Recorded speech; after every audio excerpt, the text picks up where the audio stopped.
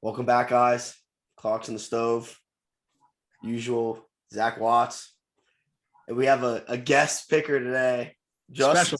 specifically for NFL, Mr. Casey Sheehan. How's everyone doing? Yeah.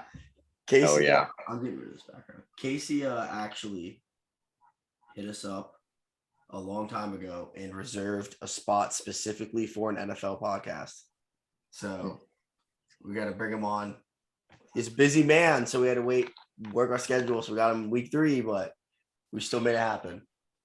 Right. Yeah. Some people have day jobs, but I'm still honored being on the pod. College, not my forte, but NFL, I think these guys are going to learn a thing or two this week. Yeah, we've sat through a lot of hours of witching hours and behind Scott Hansen, taking us through the week of NFL week to week. So I think you're a lot more.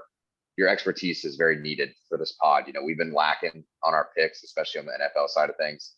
So hopefully you'll bring us some wise knowledge. It's not as much also that we've been lacking. It's that these games have been freaking nuts. Like who would have thought the Jags were going to beat the Colts 24-0? Like Sheehan did. No, he did not. You wouldn't know. But to start things off, let's go over some of the week 2 games before we hop into these next week games.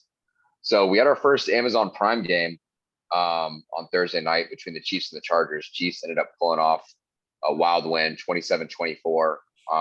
Some key takeaways from that game, Justin Herbert is an absolute dog. Ripping his rib cage doesn't even exist anymore, but he doesn't care. I mean, he'll go out there and sling it regardless. In my opinion, I thought Eckler's production isn't where it needs to be. I don't think he's underperforming per se. I just think he's underperforming. 14 carries for 39 yards.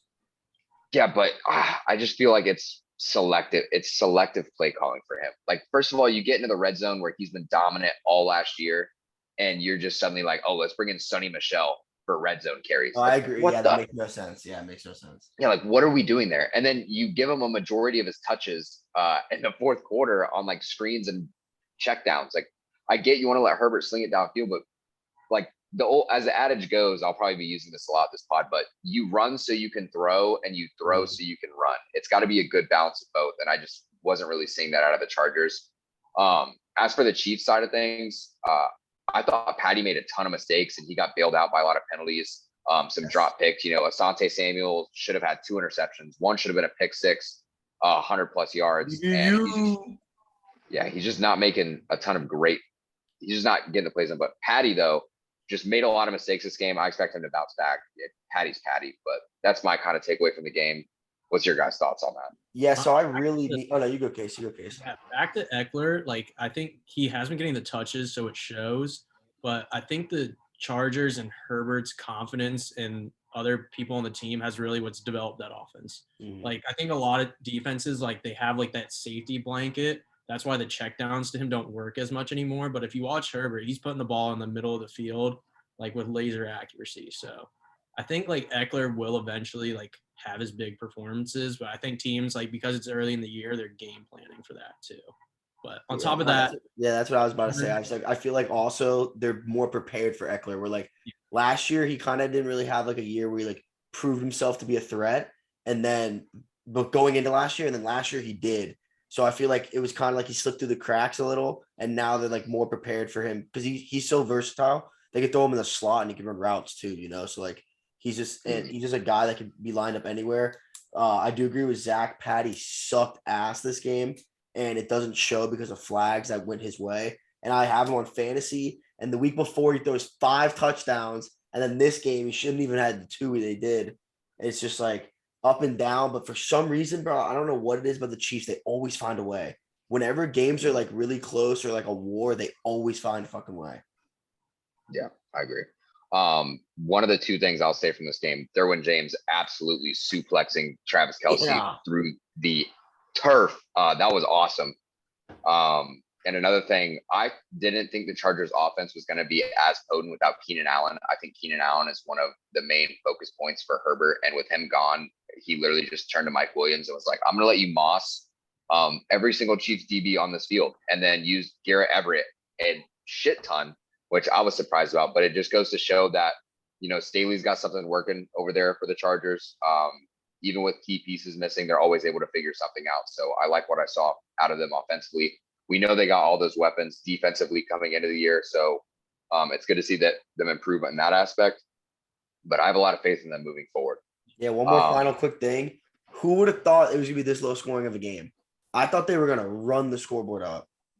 I mean, 51 points is still like a good yeah, amount. bro, but these two offenses and the defenses aren't like amazing. Yeah, that's true. Last thing I have to say is the Chargers, I think what holds them back is they don't have a single coach over 200 pounds. If you look on the sideline, it's all analytics guys. They need football guys. Yeah, they need some dogs. They have way too many math guys on that coaching staff, and I think it shows at times. Like on 4th and 1, they're never under center. Like they're just, I don't know. I think they need to get a big dog in there coaching somewhere. They probably got one big guy, dude. They probably got like one. I watched the entire game. I didn't see a single coach over. We should actually create a metric for team success based on the average weight of your coach. Average height and weight of your coach. Like if you had to make all your coaches into one person. Yeah. The Dolphins would definitely be dead last. They got Logic as their head coach, so I don't think they'd be good at all. It's a wiry coaching staff right there. But yeah, hey, moving on to our next game, we had the Jets in Cleveland pulling out a win, 31-30 over the Browns. All I really got to say from this game is Chubb absolutely blessed my fantasy this game. He balled out, and it was really cool to see Joe Flacco like actually playing some football again, Yeah, I don't really know what to think of this game. I thought the Browns personally just shit the bed. It's kind of ridiculous how Nick Chubb has to go into press conferences after the game and take responsibility for not going down at the 1-yard line and saying how this is on me. Dude, you were the entire offense for your team that game. If anything, you're the last person that needs to take responsibility for that loss. Like no one's going to blame you for running in a touchdown to put you up 2 scores with less than 2 minutes left, especially when the Jets have no timeouts left. I think what this falls on is the Browns ran some really soft zone defense down the stretch, and that allowed Joe Flacco to literally just scan the field pre-snap and just throw it to wherever he wants. You're getting beat over the top with just people blowing assignments. It shows guys don't really know what they're doing in the secondary. The fact that you let the Jets do that to you of all teams was just completely ridiculous. You've completely flubbed the onside kick. And then even after you mess that up, you tell your guys to lock in and you still somehow end up losing the game by giving up another touchdown. So I was extremely disappointed with the Browns on that one. I think Nick Chubb is one of the best backs in the league, though. I'm glad that they still have Kareem Hunt, though, because it kind of lets him just be that workhorse in the sense. I'm not glad. He hurt my fantasy points. I mean, yeah, but like if you want him to produce that much throughout the year, you need to give him adequate rest. I think bringing Hunt in, and if you remember when Hunt was on the Chiefs, he was one of the best backs in the league. So I think Chubb is so good that he is making Hunt look that much worse than he is. But I think Hunt would be a starting back on any other team in the league, obviously, given there's certain backs. Yeah. I think that goes back to like for the Browns, I think a lot of their success just roots from like their playing style, and like they have a unreal O-line. Like the fact that Chubb is a beast, just he runs so hard, like he always has since his Georgia days. I know even like in last night's clip, they showed like the video of him squatting like 675 for like 2 reps. Like he's a genetic freak. But the fact that they can just like interchange Hunt and Chubb and just constantly pound the rock is like, that's just good football in my eyes. Yeah, I just also 2 things I forgot to mention. First, it was 30-17 with 1:55 left in the game. And then the Jets won 31-30. That's nuts. Second of all, they need a quarterback. And Jacoby Brissett isn't that guy. And I understand the whole situation with Deshaun Watson. But the Browns are like kind of showing that like, yeah, their O-line's really good, but they can be stopped without a quarterback. It's showing the importance of a quarterback in their offense. I mean, even the game, we'll get to it with the Steelers game, Jacoby Brissett still didn't help at all. Kareem Hunt and Nick Chubb really had to help him out there too. Having Amari Cooper them also, by the way. Yeah. I don't think it's really necessary for them though, because you're really just in that position where you're waiting for your real starting quarterback to get back. And for a backup role, the fact that you're even able to win games with Jacoby Brissett, I think that's that shows how good of a backup he is. You know, when he was able to back up Tom Brady in New England, when Jimmy G and him went down as a third string, he was able to win games. So he just kind of has that veteran mentality, and he's able to make not like over the top plays or great plays in my eyes, but he's able to do the small things correctly a majority of the time. And that's really what you want to see out of your backup. He's not going to lose you any games, but he's not going to win you any games either. So for the Browns, I think their game plan kind of has to be win it on the ground, kind of adopt that Tennessee mentality where you abuse the run game, let teams stack the box against Nick Chubb, and then that way open up the play action passing, let Amari Cooper beat teams over the top of the secondary. His route running is amazing. And I think if you get him on man-to-man coverage, he'll be able to win a majority of the time. And with a quarterback like Jacoby Brissett, especially throwing to Amari Cooper, if it's man-to-man, he should be able to get the ball in the hands of his playmakers. So that's just kind of what I see there. I got a completely random football math, by the way. I have this theory that if you're an NC State quarterback and you beat Florida State, you go to the NFL. All right, listen to this, though. Listen to this. Russell Wilson, Mike Glennon, Jacoby Brissett, back to back. All three of them went to the NFL. Did you just say Russell Wilson? Yes, when he was at NC State, right before he went to Wisconsin. Okay. He got really big because he destroyed Florida State. Okay, yeah, because I was going to say, didn't he graduate from Wisconsin? Yeah, but that's what I'm saying. It's a weird science, but if you're the quarterback for NC State, it does not matter how your season goes. You just have to beat Florida State. That's all you have to do, and you're gonna go to the NFL. I'm gonna fact check you and see who the last quarterback to beat Florida State from NC State was. That's not in the NFL because there's got to be someone. No, look, but I'm just saying they don't play each other every single season. Really? Yeah, no, they're on opposite sides of the ACC. But they're on different sides. Yeah. Yeah.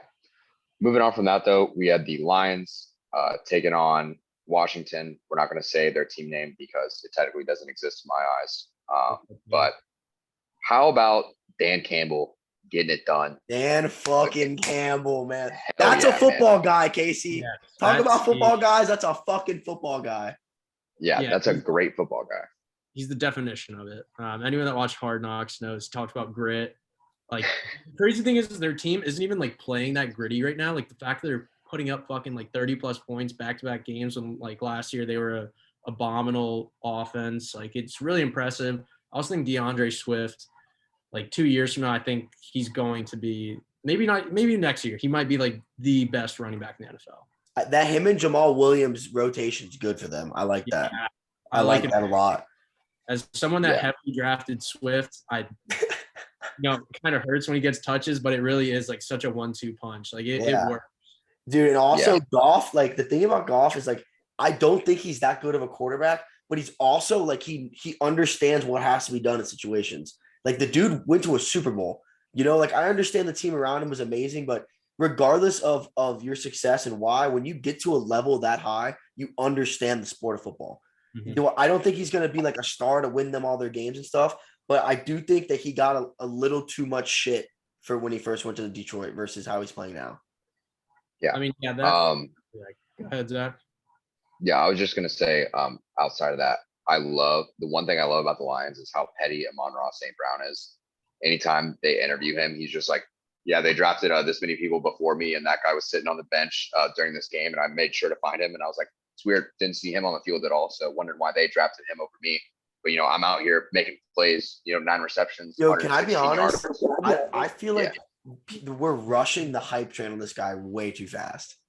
He's been good for 2 games, and I agree that he's gross, but dude, I had him on fantasy last year. It's too fast. It's too fast. Last year he produced, bro. Yeah. Back in last year, I think they finally realized that like if you give him the ball, he will make shit happen. And I think this is the year where they're finally deploying him as like a true number 1. I realized you drafted Jamison Williams as a wide receiver, so it kind of gave the impression that like, oh, we didn't have that many wide receiver weapons, so like we need to go out and get one. No, you drafted Jamison Williams so that you could have a stacked wide receiver core because the way you're developing Amon-Ra is showing exactly why you did that in the first place. When Jamison comes back, Goff's going to have weapons to throw to. There's no doubt about that. He can pick and choose who he wants to get the ball to. I think Jamison was the best receiver in the draft if he didn't get hurt.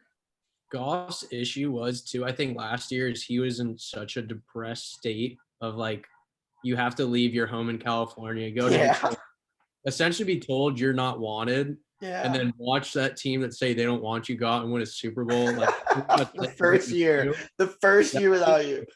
Like that shit really has to hurt your ego. But now I think he's bought into the Lions. Like he likes that like system. It seems to be working. He's putting up like arguably the best stats that he's ever really, had. I mean, granted, it's only 2 weeks in, who's gonna tell, but he looks good so far. Yeah. I mean, I will say this. So far through 2 weeks, Goff is the 9th ranked fantasy quarterback. And I have Matthew Stafford on my team and he's ranked 18th. So, we'll get to that. Stafford is not him right now, bro. Dude, quick little thing about Stafford. I think it's 5 or 6 games straight with 2 interceptions in a game. Just not getting it done. But I digress. Jared Goff also has really small hands. Just remember that. So does Kenny Pickett. So does Kyler Murray. So does Jameis Winston. We have a small hand dilemma going on. Going on the NFL. Yeah. God, I wonder what sabermetrics we can pull out on the small hands issue, but we'll have to see. Next game we got though, we had the Bucs taking on the Saints. This was a very weird game. Fuck you, Cole Joffrey. Yeah, if you want to look at this game from a historical perspective, ever since Brady got to Tampa Bay, he has not done well against the Saints. And I mean, with the Saints. Yeah, so I mean, naturally, regular season. Yeah, we took the Saints going into this game, and to be honest, it's not like the Bucs offense won them this game. It's just that the Saints finally got a taste of what Bucs fans live through game after game with Jameis Winston at the helm of quarterback, and that is throwing insane interceptions just for no goddamn reason. Like what is going on over there? One of the things that stood out to me the most was Winston tried so hard to get the ball into Chris Olave's hand over the top. I mean, that man I think the average depth of target for Chris Olave was like 25 to 30 yards. Like every pass that went his way was overthrown by like 5 to 10 yards. Don't get me mistaken. I think the one ball he actually threw accurately ended up getting picked by Jamel Dean. But obviously trying to abuse Olave there. I love Olave out of Ohio State. That's 2 Ohio State receivers there now in the Saints organization with Michael Thomas and Chris Olave, but just not able to get it done offensively. This game on paper looks like it was kind of a big blowout, but I mean, they didn't even have a touchdown till the second half. Yeah, it was a boring game. Yeah. Jameis, I have in my big league, in like my biggest fantasy league. And he was, dude, if I didn't have Tyreek on my team that week, I would have lost. Like Tyreek scored over half my points. That blessed me. But I got Jarvis Landry on my other league, and I'm starting him this week. Jameis likes throwing him the ball. I like, as you're talking about, Zach, Jameis is really banking on Olave more as a home run guy, not as like a reception guy. And he's really been keeping his like consistent throws to Landry and Michael Thomas. So I wonder if that's something too, like the Bucs kind of saw was going to happen or felt, but you saw it happen firsthand in that game. Also, Mike Evans just daddying Marshawn Lattimore was awesome. I love how that always happens. But Marshawn low-key puts the clamps on him in the game time. Every time. Yeah. Every time. And I have Mike Evans in fantasy also, so he just fucked me. Thanks, Mike. Actually, fuck you, Tom. That's what fucked me. But yeah, that's all I got to say. Yeah, I viewed this game as like a bit of a wash. Just like, not too entertaining. You didn't get to see much of the Bucs. So I think the big question is like coming into week 3 is like, is the Bucs defense that dominant? Because I mean, they've looked unreal the past 2 weeks, but then you ask the question, are the Cowboys shit? Are the Saints offense shit? Like it's really hard to judge the Bucs right now if they're really that good, because I think like they're arguably like the 1A NFC contender, but I think this Green Bay game Sunday will be a huge telltale. I think Green Bay is going to get clapped, but we'll talk about that. I feel like it's going to be similar to this Bucs Saints game. I think it's going to be like 17-13, something low scoring. We'll get to it. Something ridiculous. Moving on from that, we had the Giants taking on the Panthers. Personally, I ain't got too much to say about this, other than the fact that Dane Belton, fucking Belton, clocks on the stove guest. Shout out, got your first official start in the NFL. In your first play on kickoff, you ended up getting a fumble recovery.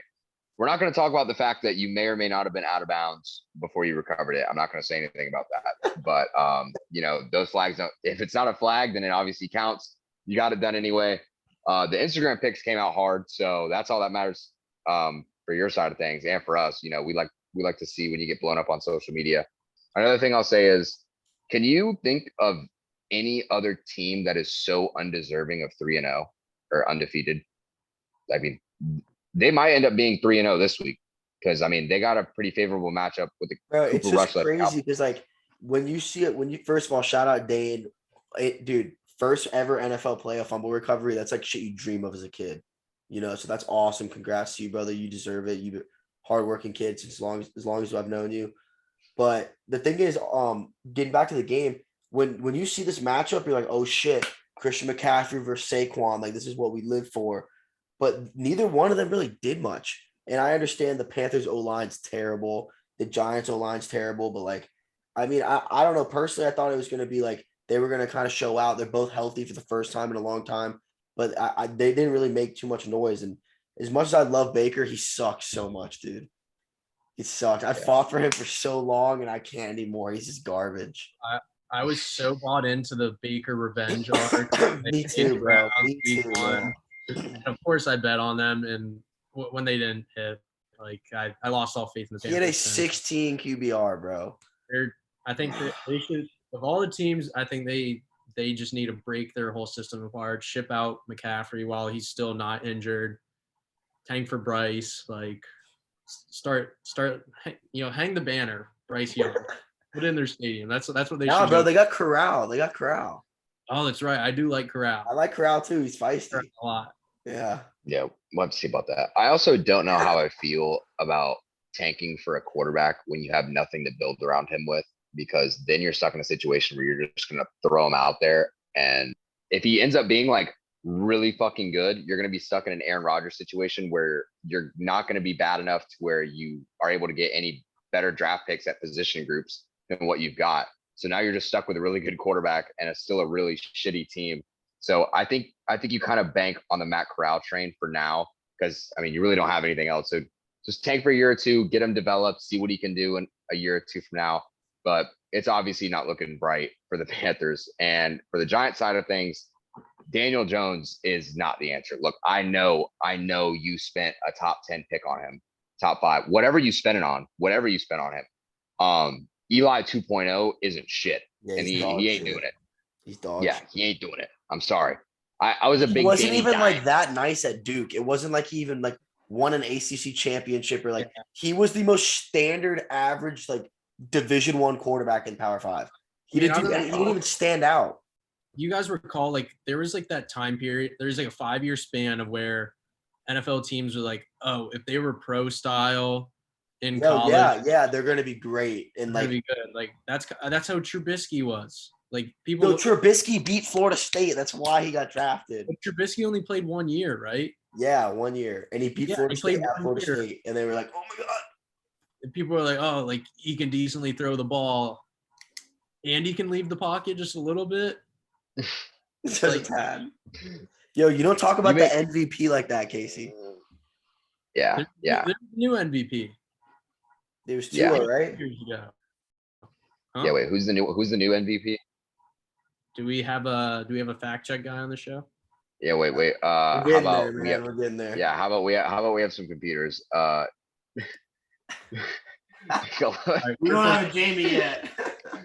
Nickelodeon, valuable player. Let's see it. Who's the MVP? Wait. Oh God. Tua got it this year, right? I think Dak Prescott got it in the playoffs last year. Okay, well, here's another problem. It's a fan voted award. Yeah, so they just troll. They just troll whoever sucked. Yeah. Yeah. Trubisky won it at 49% of the votes, considering he didn't do shit. People just love to hate this guy. He won that game. That's why. They lost. Oh yeah.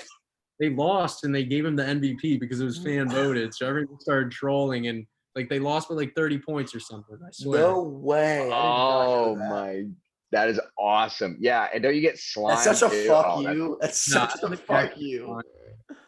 Oh my god. All right, anyways, fuck that game. Let's move on. uh, Patriots, Steelers. I honestly have nothing to say about it. I hate watching both these teams this year. They're both so boring. So I'll let you guys talk about this game because I know you guys are Patriots fans.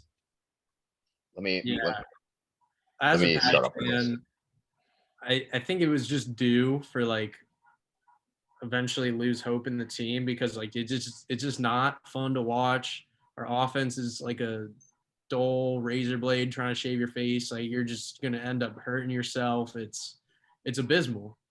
And the Steelers kind of look the same way. But I really don't even have any positive takeaway for the Pats. Like last year, I was big on the Mac train, like rookie starting, like that's very rare with like the Pats organization. But like start of year two, like it's kind of like a make or break year.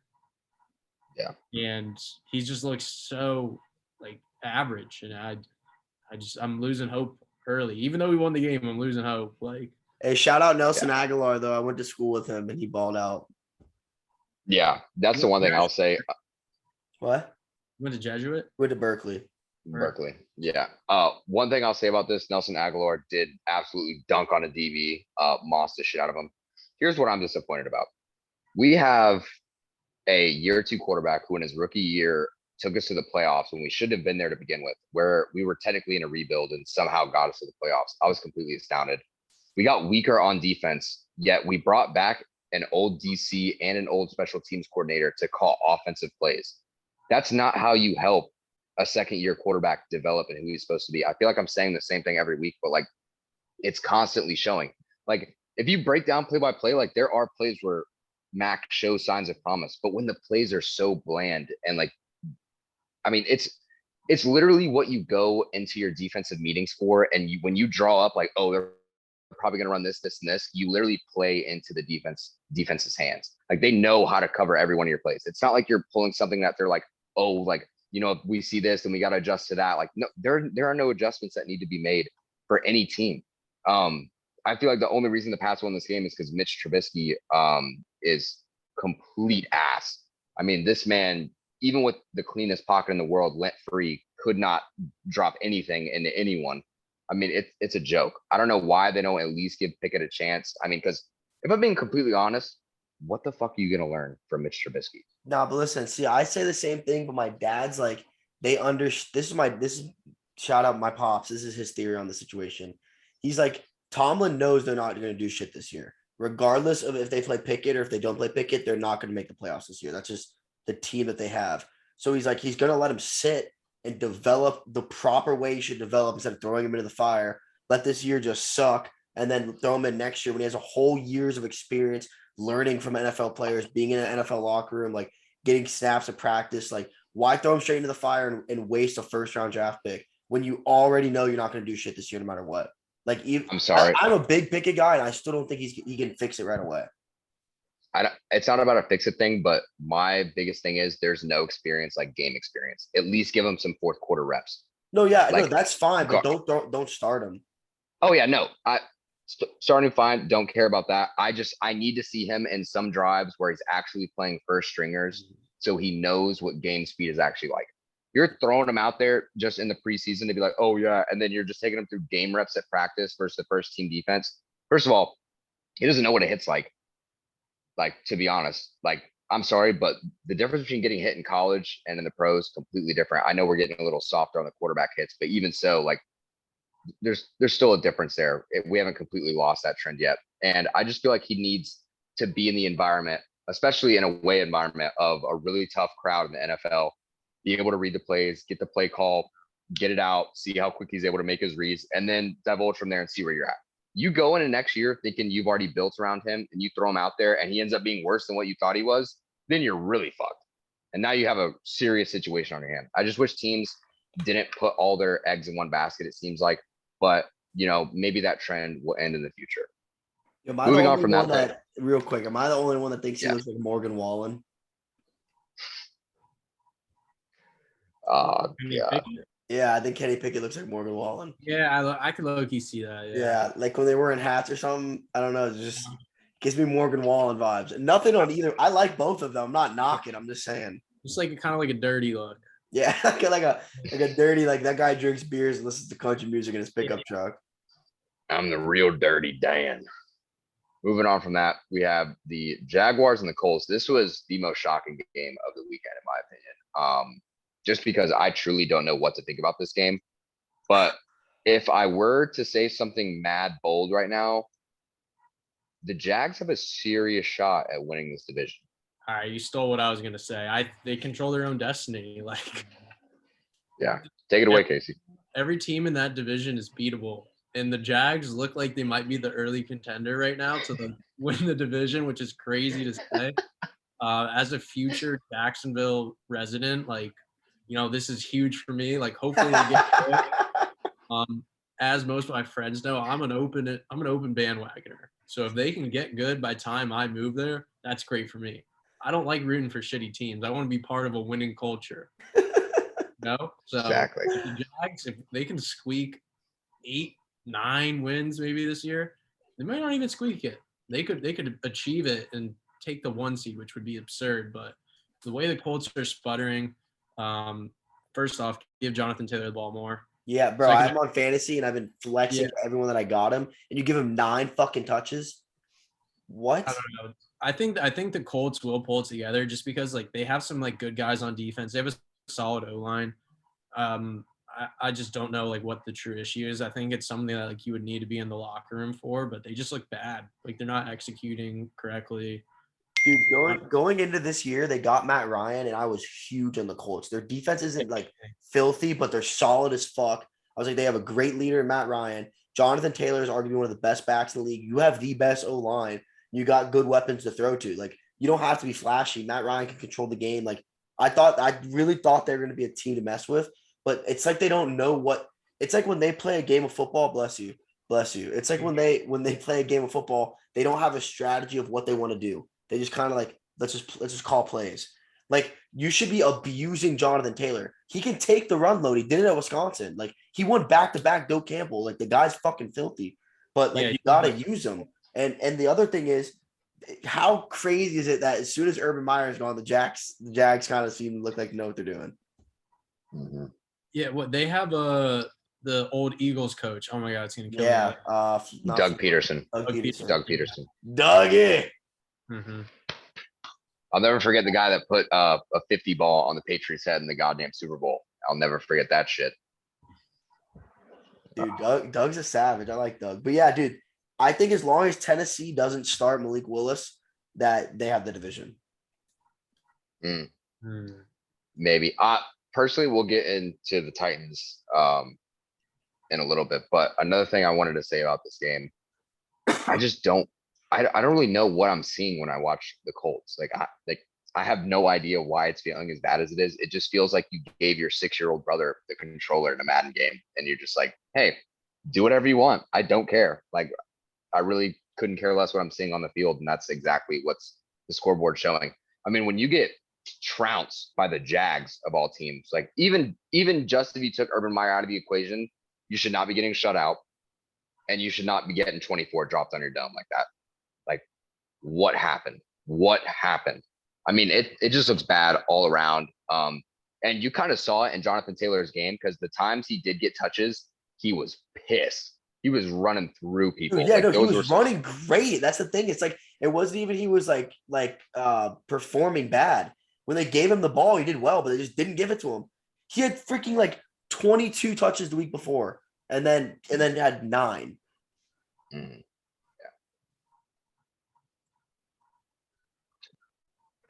So moving on to the next game, we have the Dolphins against the Ravens. This is an early candidate for game of the year.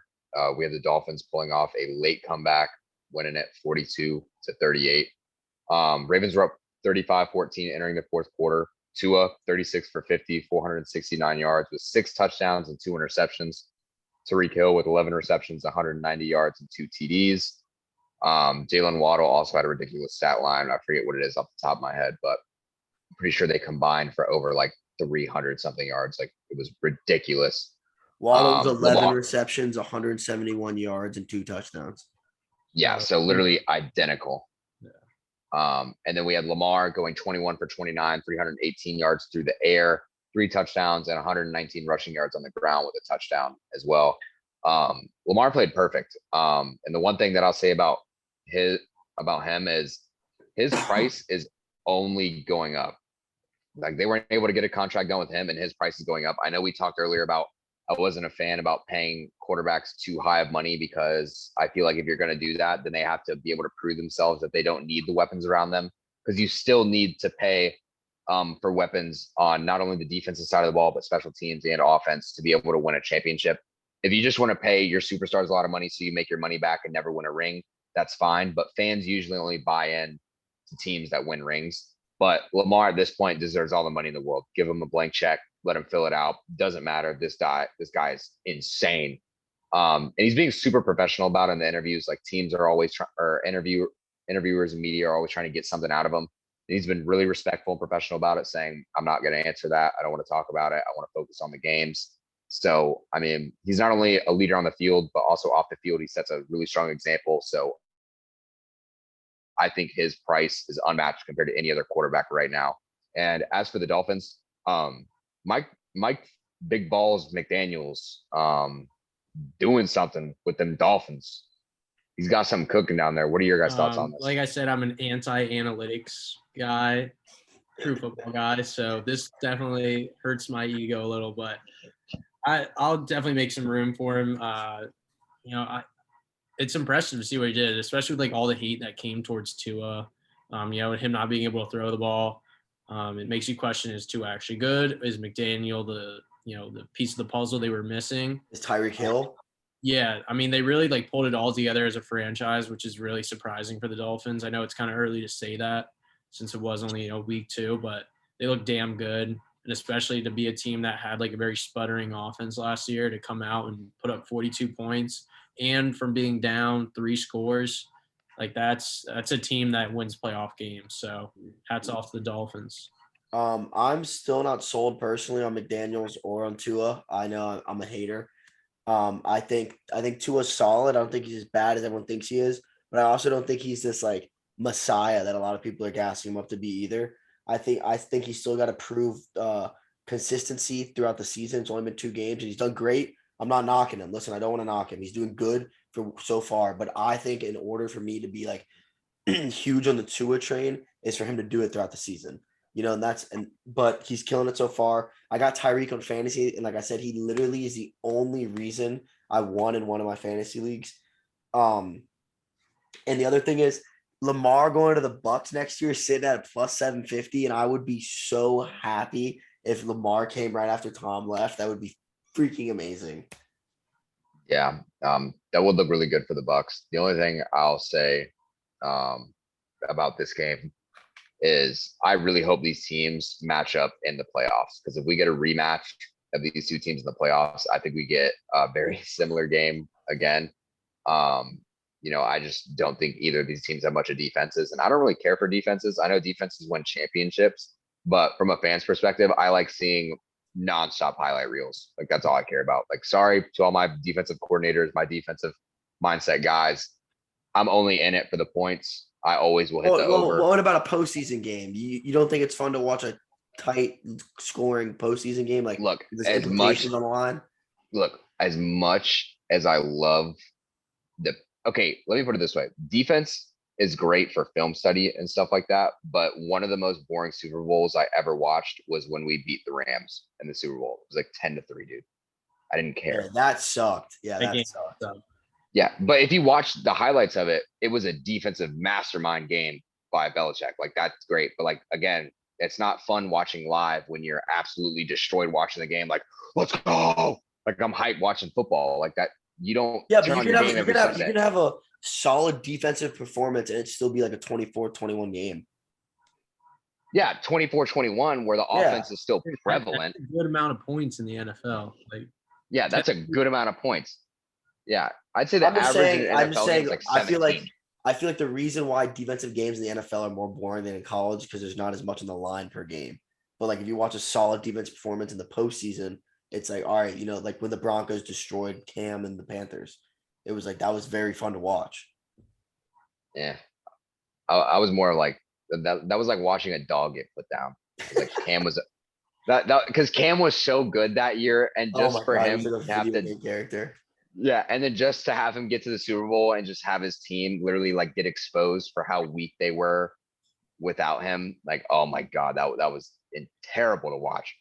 But we'll try to keep the vibes high here, and we'll move on from that. This really helped my case because we're moving on to the Rams versus the Falcons. The Rams, I'm gonna be honest, pulled out the win 31-27, but they nearly pulled the Falcons themselves by letting a Mark ass Mariota team lead a comeback on them.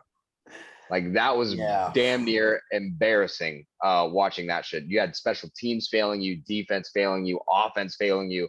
Stafford is really, really not that guy right now. I don't know what really is wrong.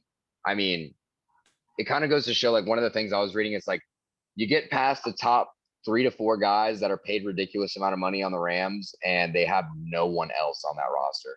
Like they're just signing other white guys to hide Cooper Kupp. That is hilarious, by the way. That is absolutely hilarious. Yeah, they're literally Robert Woods is wearing white sleeves, or not Robert Woods. Or maybe Allen Robinson. Allen Robinson out there wearing white sleeves just to get Matt Stafford to throw to him because apparently Matt Stafford's racist all of a sudden. Like apparently we got some speculation going on. But yeah, you're playing the Falcons, bro. The game should not be this close. Inexcusable. I don't know what you guys feel about this. I'm interested to hear your thoughts. Just it's like as someone that bets, like because I don't know what the spread is, but like if you had the Rams that game, I want to say they were definitely more than 4 points. Like that's where you're like, what the fuck is going on? Because they were up multiple scores and they just failed on special teams, like you said. Well, I think did they have a muff punt? Was it or was it blocked? I think it was blocked. And then they go and like have a quick turnover. Next thing you know, the Falcons had a chance to win at the end. Like they got the ball back, and like they literally could have won the game. But I don't know. The Rams are a weird team right now. They lacked on like offense week 1. They showed some offense week 2. Their defense should be like part of their strong suit with Aaron Donald, and they just brought in Bobby Wagner as well, another like star-studded defensive player in the league. So I think they have. No, that's what about? Didn't they get Khalil Mack too? Am I tripping? Chargers have Khalil. They're pieces wise, like I think they're still following like the algorithm they had last year of like They got Von Miller. No, he's on the Bill. They got him last year only for last year. I thought the freaking Rams got someone on the D line too. I don't know why I thought that. They did get Von Miller just for the playoff run last year and won it all. And then that was and then it went to the Bills. Yeah, you're right. I'm sorry, Casey. No, yeah, but anyways, the Rams, I think they're just doing that whole like we have all the pieces to the puzzle, and I think they're going to spend the year putting it together. But, I mean, they have the foundation. They have like a good coaching staff with like good history behind them. I think it's just going to take some time. Like I think they'll win a playoff game this year. I mean, I'm a huge Sean McVay guy, as everyone knows, but I think Stafford's just really, really not that guy right now, dude. I think he got away with it last year and stuff, but he only throws the cup, dude. And he locks down his targets. I don't know what he has all the tools. Like he's got a great cannon, he's got great accuracy, but he makes horrible decisions recently. And it's not like the Stafford we normally see. I don't know what's going on there. But I think the Falcons need to maybe give Desmond Ridder a chance. But it's crazy how Drake London's balling so hard because everyone's so focused on Kyle Pitts. It's such a great combination for him. Okay, here's one of my biggest things. I'm glad you brought up Drake London balling. I think Arthur Smith, the coordinator for the Falcons, is an utter failure of a coordinator for what he's doing over there. You wasted the eighth pick, 4th pick on Kyle Pitts? It was top 5 pick, I think. Yeah, so I think it was top 5 pick regardless. You're not using him at all. Not even giving him looks, not getting him in the game. You're running fullback packages with him not even on the field. At least put him in the slot, something. This dude has the potential to be a top 5 tight end in the league. He's insanely tall, has got amazing hands, great speed, strength, athleticism, everything you want He's literally like he's counting. like a Build-A-Bear for tight ends. Yes, literally. I don't know what more you want out of a player, and you're just not using him.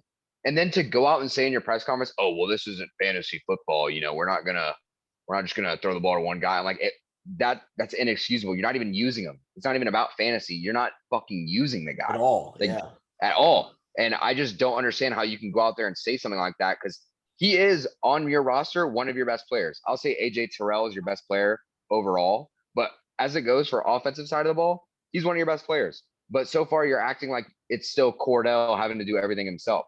Now, I would love for Cordell to ball out. I have him on my fantasy. I would like to see him put up some numbers, but shit just ain't working. I don't know why you're not using your roster as effectively as you can. And I just think Arthur Smith is failing as a coordinator right now. And it's really aggravating to see that, because even though they're bad, they shouldn't be that bad. Right now, it looks like they're tanking even worse on purpose. That's what it looks like.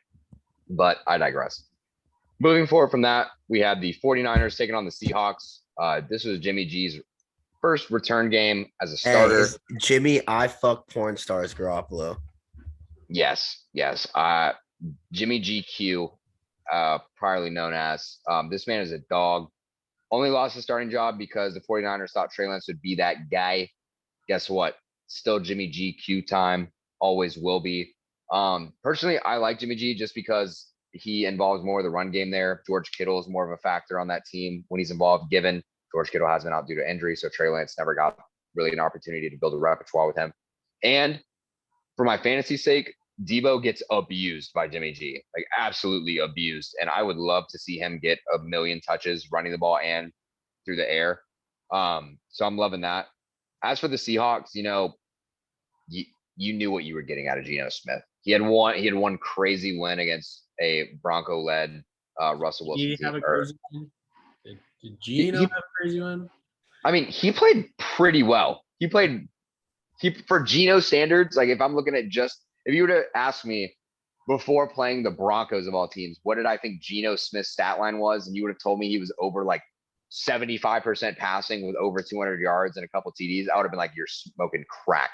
But, Geno, they write me off. I don't write back. Smith got it done. And now he's back to his prime form of closer to a 0 QBR, which is what I expected. And Jimmy G, his contract with all the incentives.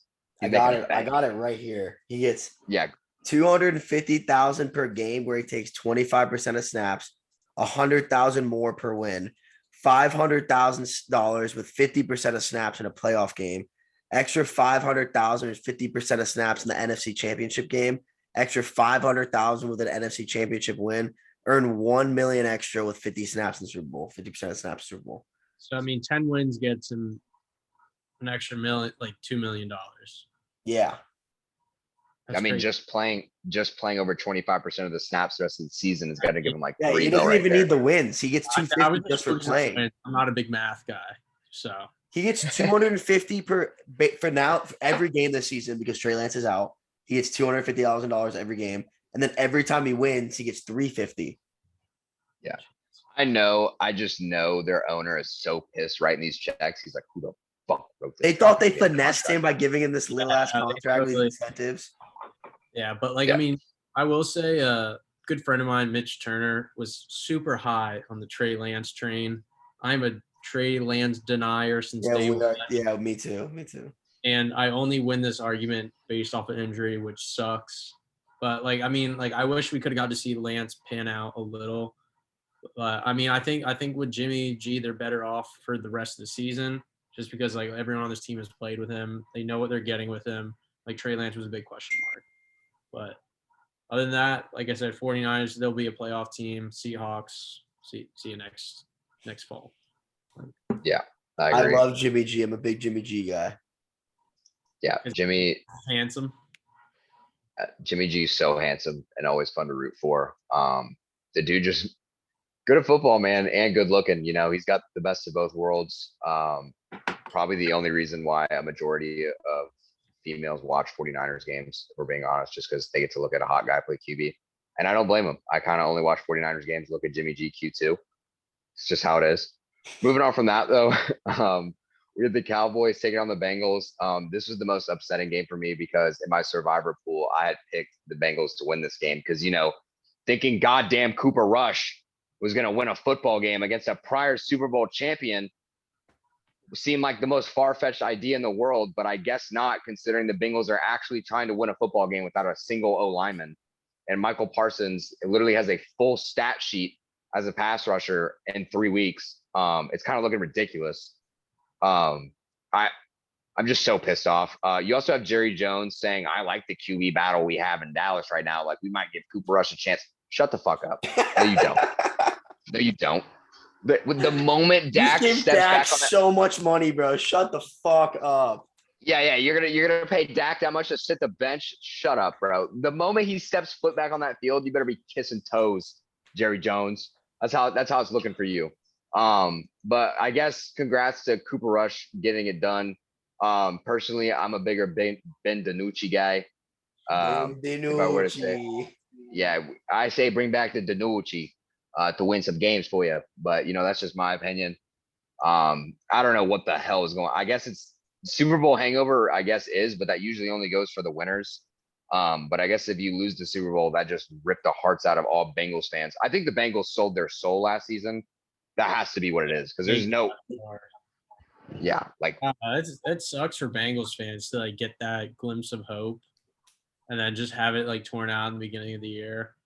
And every snap, your franchise QB is at risk for losing his life. Like, Sundays are the worst days for Bengals fans right now. It's what it does too, Casey, is it shows how good freaking Jamar Chase is. Because when they get him the ball, he can do stuff, and it shows that like this O-line is supposed to be better on paper than the O-line they had last year, and it shows like how much he actually impacted those games last year. I wasn't big on the Jamar wave. I was like, oh, they should have gone to lineman. Like, what are they doing? Blah, blah, blah. But, dude, he's freaking good. When they can get him the ball, he's good. He's really good. For all my trench dogs, like, they picked up La'el Collins for their O-line, who is a great O-lineman, but he's like a primary run blocker who has a history of not being great with the pass. Yeah. So, what does that do for y'all? Like, it does nothing. Yeah, I don't really know what they were thinking there. I still think Joe's that guy, too. I don't think Joe sucks. I think their O-line is horrible. I'm sorry, no quarterback can be that guy when you have to get rid of the ball in 1.5 seconds. Yeah, like his no time. Yeah. Ever. But I guess that's enough for that game. That was just abysmal watching. You want to get into an even worse game, though? Let's talk about the Broncos and the Texans. Broncos winning 16-9. So much for Broncos country. That's rad. How about let's fucking die? Right now. Yeah, how about let's fucking die? Because I would rather watch paint dry than ever watch this team get into the red zone. 0 for 6 in red zone opportunities for the Broncos. Russ just can't do shit. You have all these weapons. I don't even know what your tight end's name is. Oogabunga, whatever. Not doing shit. CD Lamb, not doing shit. Or not CD Lamb. Jerry Jeudy. Sorry. I don't know why I got them confused. But just really disappointed in the Broncos. I thought they had all the weapons outside of a quarterback. They had Drew Lock, which isn't really like much of anything, but I digress. He couldn't even start over Geno Smith. Anyway, dude, play a really close game with the Texans. I'm telling you right now, Russ isn't getting enough hate, but I do think a lot of it's him. I listen, I was huge on Russ. I'm a huge Wisconsin Badger fan. I loved Russ. I think he was great at Seattle, but I think his time's coming to an end a little, and I think he's just getting a little old, and he's not getting blamed at all, and he's making horrible throws. Even the touchdown throw he threw to Jerry Jeudy in week 1, he underthrew the shit out of him. Jerry Jeudy had to like just completely outwork the corner there. Like, I just think I don't know. I think Russ isn't getting enough hate, and I'll be the guy if I have to be. Yeah, I'll hop on the Russ hate train too. Like, first off, I just look at the score 16-9 in football, and it makes me angry. It really pisses me off. Like, it's closer to being that should almost be a baseball score in my eyes, like a good baseball game. But besides, back is he's a cornball. He's goofy. Yeah. And The power of social media and TikTok has clowned him so hard that I think it has hurt. It's gotten inside his home. I feel like his wife and his estranged son or future son, I feel like they make fun of him for it too. Like, did you see the stuff where he's on the sideline and he's like, guys, you have to yell whether it's a run or a pass. Or pass. Oh my God. Bench, and he's like, yo, 96.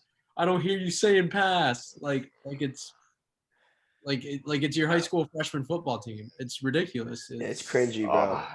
It's hard to watch. And like I think it's because the Broncos have a really good roster. They do. Like they're young. They have great skill players. Great defense. Great defense. Yeah, it's like that's how. And then you get Russ. I even like back in April when they signed him, I put in like a future bet for them to win the Super Bowl just because I got that Rams vibe. I was like, oh, the NFL has figured out what to do. Just sign a veteran quarterback.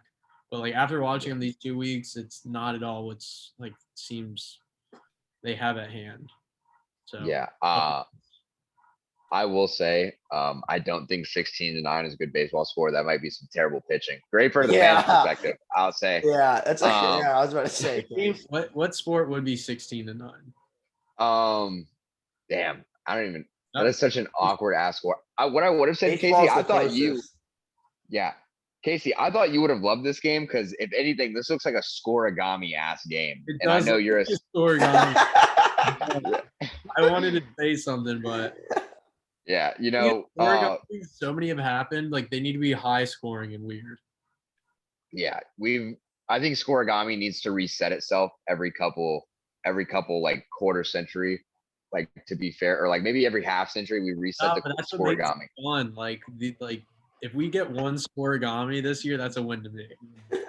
Yeah, there was a lot last year. Last year there was like 4 or 5. There was like 2 in 1 week. Yeah, we have scoregami is such an interesting thing, but we'll have to make our own segment for that and some of our favorite scoregami games. But moving on from there, we had another weird scoring outing with the Cardinals and the Raiders. Cardinals winning this one 29-23. God, I'm gonna be honest. The Raiders, as a Gruden friend of the family, nothing makes me happier than watching the Raiders lose. It just puts the biggest. I think I enjoy watching the Raiders lose more than I watch the Bucs win sometimes.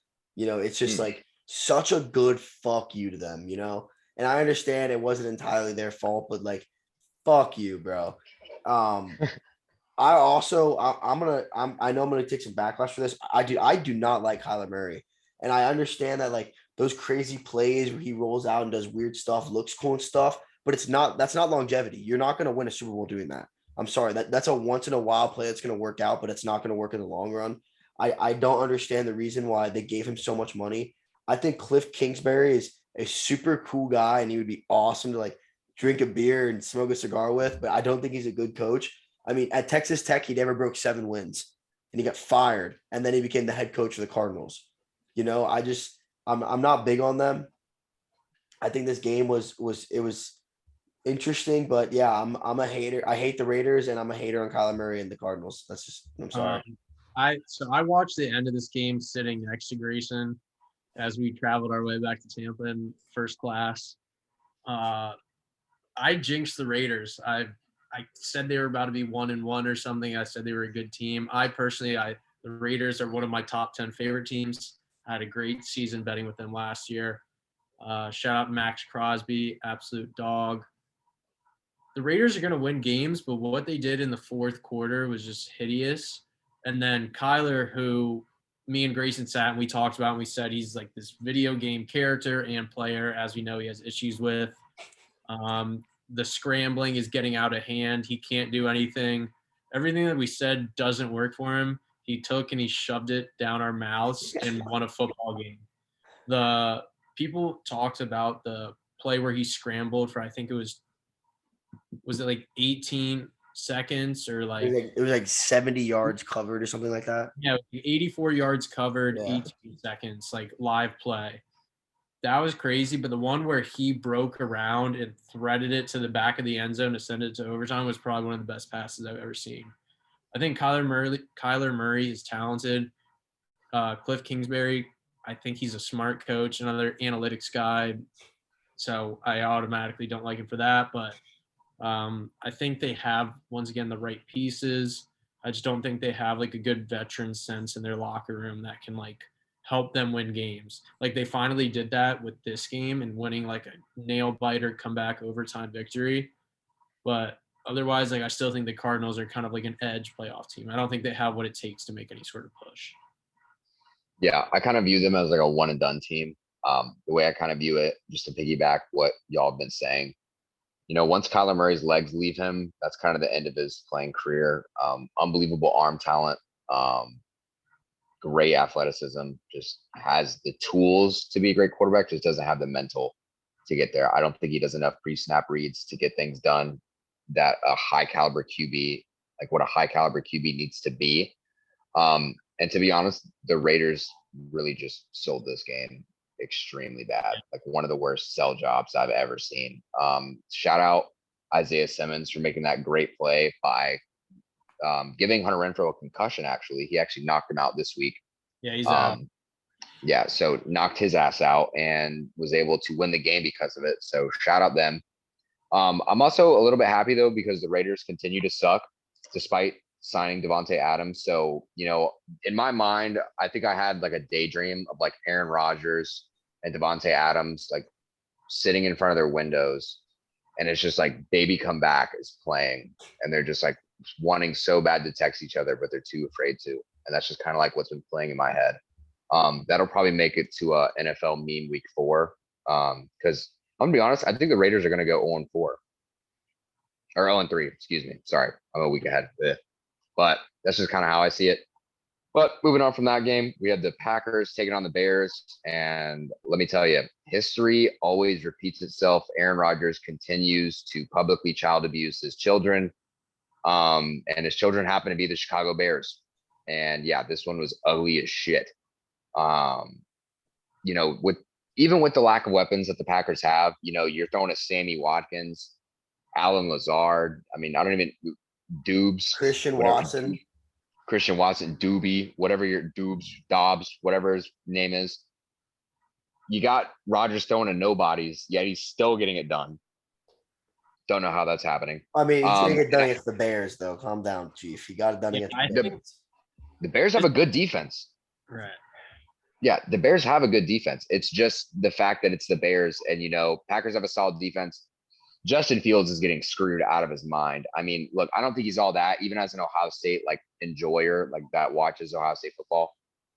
Their quarterbacks never pan out in the league, but you're not doing him any favors by not getting him any goddamn weapons. He's throwing to fucking Darnell Mooney, bro. Like, what are they trying to accomplish here? Do they think he's suddenly going to turn into the reconnaissance of Cam Newton at Auburn? Like, no. Like, that doesn't happen. Like, it's poor football. It sucks to watch, and it's the reason why they're one of the bottom 5 teams in the league right now. What are your guys' thoughts? Yeah, I think this game was a big it was 2 division teams playing that have a lot of history, but it was a fan game. That's what I call it, a fan game. Packers fans, they were worried, are we going to suck? It's going to be a big telltale sign. The Bears, they come off a big win against the Niners. Are we going to be good? And it went both the ways it normally does. Packers fans are reassured. They still have Rodgers. They can still win games. Bears fans can go back and hibernate for the rest of the football season because they know they're going nowhere. Yeah. And that was how the game went in my Yeah. One of the things I'll add, because it completely blew my mind. David Montgomery was averaging like over 5 to 6 yards a carry this game. Yeah. Like he was making unreal progress every time they gave him touches. So my bets going into the game, I had some prop bets. Mason Crosby was going to make 2 field goals. He made one in the first quarter and the fourth. That hit easy. And then David Montgomery to get over 13 touches. When you think of running backs that get over 15 touches in a game, you think of Derrick Henry, Dalvin Cook, Christian McCaffrey, Saquon. Mm-hmm. David Montgomery needs to be in that category. This man is average, or Nick Chubb as well, but this guy is averaging over 6 yards a carry every time he gets the ball for the Bears, and they just refuse to use him. I don't know why they're so adamant about getting the play action pass so early, about throwing the ball with Justin Fields. No, your strengths are in your run game. Abuse it while you can. Teams know you are so eager to pass the ball that they don't even need to bank on running because you just don't trust your running back. And I don't know why. it's kind of annoying to watch because I feel like the Bears could be so much better than they actually are. And it's just not coming to fruition at this time. And they got rid of Nagy. So I don't know why they haven't improved in that aspect. It's just, it looks to be getting worse even after they got rid of one of the worst It's because coaches. Phil Hobbs is a fan of them. Yeah. I forgot about the Phil Hobbs effect. I did Yeah. forget about the Phil Hobbs effect. It's like another 10 years of losing added on to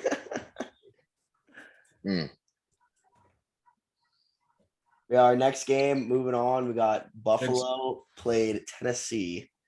And all I really got to say is Buffalo is the most perfectly sounded team right now in the NFL. Josh Allen is confirmed that guy. Stephon Diggs, savage. Tennessee, Tannehill, they got to give Malik the chance. Tannehill has so many weapons around him, and none of them get to do anything. And this O-line is not helping Derrick Henry at all. At all. So it's just kind of like, it's like they're shooting themselves in the foot before it's even like the other team's beating them, if that makes sense. Yeah, I agree. Casey, do you want to say something? The Bills are really good. Yeah. About it. Like, it's fucking terrifying how good they are. Like, when Patrick Mahomes first had like his breakout and they won that Super Bowl, and like I watched that and I said the Chiefs are gonna win 10 Super Bowls, and like I just have to accept the fact of that. I'm now watching the Bills and they could very well win the next like 10 years. Like it's just crazy. Like they look unstoppable, especially this early on. As for the Titans, what the fuck? I had them as like an early, easy favorite to win their division. I really thought about betting it because they were like plus 180. I refrained from doing that, thankfully, because it's like, all right, you have Derrick Henry. A lot of people were hating on Tannehill, and I kind of questioned why. Like he already had a track record of being able to like hand the ball off, getting plays done, but like they look god awful. Like, I mean, I love Vrabel. He's a great coach, but like he looked hungover at the game. First off, like he literally looked like he hadn't slept. Like it just looked like a bloodbath. So that game was pretty piss poor. Yeah, we do love Taylor Lewan and busting with the boys. Yeah, I do like busting with the boys. So speaking of that, got hurt in the game. Yeah, he did. I was just about to say that Lewan is out for next week along with Bud Dupree. So a Titans O-line that was already depleted gets even worse. Look, I drafted Derrick Henry in fantasy, and I've been trying so hard to trade him away or sell him out because, look, the Titans did him the worst favor in not adding anything to their passing game. They got worse by giving away A.J. Brown to the Eagles. Your O-line got worse because you didn't sign anyone, and now you're even more depleted with more injuries. And outside of that, it kind of goes back to what I was saying earlier. You throw to run, and you run to throw. You need to be able to have somewhat of a passing attack in order to give Derrick Henry a chance to become more explosive. Right now, you're so linear in your offensive game plan that teams are not only stacking the box, they're getting such good edge contain that Derrick Henry can't get any momentum. He might as well be any other running back in the league because he's getting hit before he even gets to the line of scrimmage. I mean, you remember that game against the Giants? He got blown up behind the line. If you would have told me that a normal ass guy was blowing up Derrick Henry, I would have been like, you're smoking dick. Like, there's no way that's happening to Derrick Henry. But we're starting to see the humanized form of Derrick Henry. And it's not to say that Derrick Henry's gotten any worse. It's because his team literally is not doing him any favors, and they're actually anchoring him down that it's completely destroying the Titans' chances. They're not doing him any favors.